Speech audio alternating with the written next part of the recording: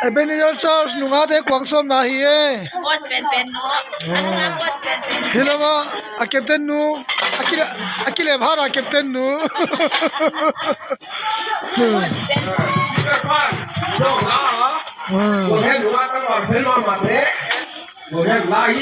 ตัวช่วยมาหิมยา refreshment เลยนะที่ใจรักคุณ refreshment Set good fish mia, fish mas kele mia. So, ulsan ve, eben de zat sap ulsan ve.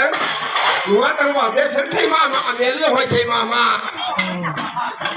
Wen to bang deng tang pa nuwa ni lo le. Ko be nuwa ulsan ve, eben de zat sap ulsan ve nuwa te ngen non, hoi thai mama he.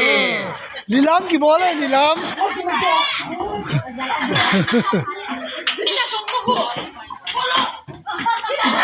iban te ber khale ha ko le sin dam che sum ki dom na ji ya ko ngai ye boi या क्रिसमस अने ही क्रिसमस की थी को अनुवाद क्रिसमस की हो नुआते फेल ला दु ये एबेने जल नुआते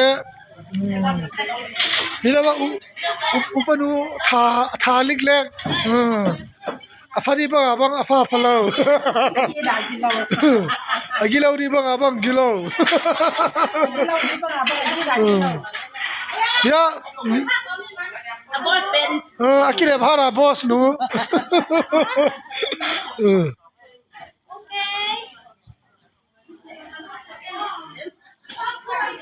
ya